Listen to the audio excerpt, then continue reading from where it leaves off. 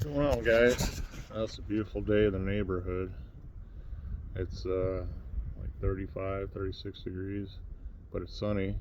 The last couple days were warmer, but raining, constant rain. So we had to kind of put this project on hold for a couple days. Now we're getting back at it. Check out my shrunk welding beanie. Maybe it won't fall off my head when I'm crawling under the truck. So here's where we're at. Got the hood back, put back on the truck. Let's see if I can do this one-handed. Okay, you'll notice there's a nice dingy air cleaner on top. And a nice dingy throttle body underneath. This is as far as we've gotten. Confession. So, put the engine in, went to hook it up to the transmission, and forgot the flex plate. Luckily, we didn't get too far, so it was easy. We just lifted the engine up a little bit, moved it out forward a little bit, and put the flex plate on with some Loctite, and then put it back in. So we lost maybe 20 minutes, 30 minutes, probably not even, but it was embarrassing. Rookie mistake. I mean, just got super annoyed with these plug wires, making these plug wires, and trying to check all the boxes off, and just totally forgot about it. So told my wife I want to put a whiteboard out in the garage so I can write down all the jobs that need to be done and then check them off, and she kindly reminded me that we have a whiteboard. We've had a whiteboard in the house for about 2 years. So yeah, hopefully you guys get a laugh out of that. So what's next? Now we gotta hook up the front accessories, put the radiator in,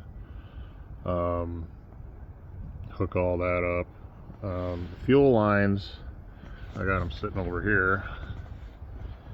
They need to be hooked back up. They have like its own little holder in the back here that they clip into back in there. I don't know if you can see it or not. And then you can see that they're it's interesting. Anyways, you can see that the main harness is not installed yet. I pulled that out when we were trying to diagnose the no spark issue, and also you'll see the computer is not installed yet either. And it's a little chillier out here than I expected. I might have to go and get a stocking cap instead of this weld beanie.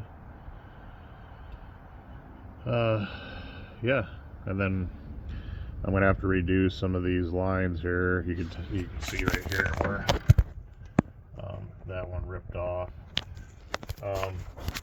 This plastic piece here snapped, so it's really not ideal to be working with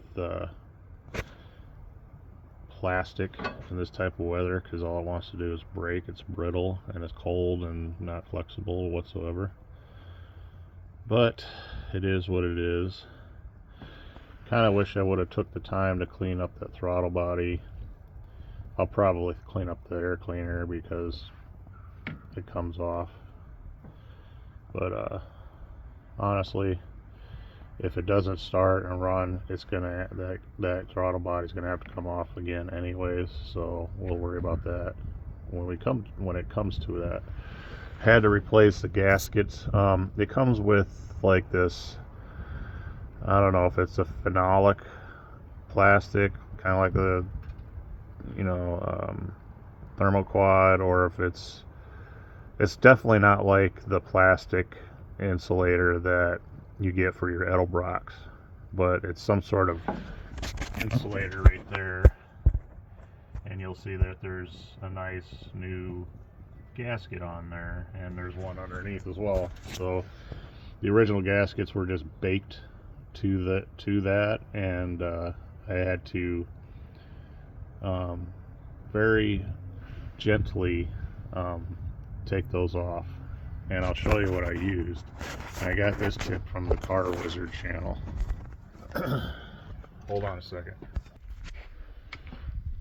This guy here, I mean, it's pretty, it's still got some life left to it, but this little roll-lock disc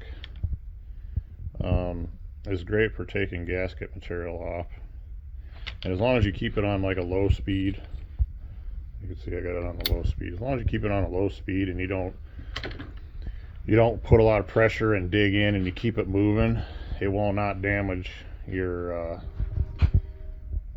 substrate or gasket surface, whatever you want to call it. So that was a good tip that I picked up off of YouTube. So YouTube is helpful. Hopefully my channel's been helpful to you. I'll keep you updated as things progress. Hopefully this thing doesn't run like a pig once I do get it running, because of that smog pump is not currently installed and working. So it's probably going to run rich.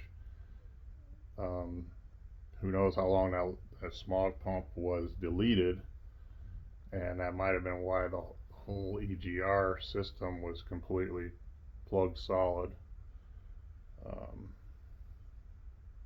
Not only that, but all the intake runners and the heads and everything was just very carboned up.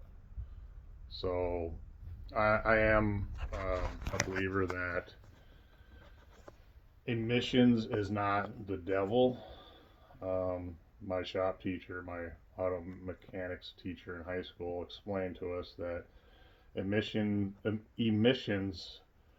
are there for a reason, and not only that they help the environment, but they also, when the engine is designed for emissions, they're actually a benefit to the engine. And also, like, look at the PCV valve.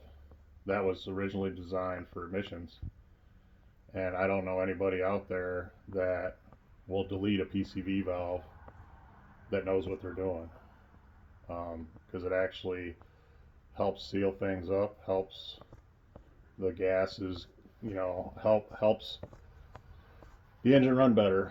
I don't know. I'm not the technical guy to be explaining these systems, but they're there for a reason. And I'm going to end the video here. So take care. Thanks for watching. Like and subscribe. Comment. Catch you later.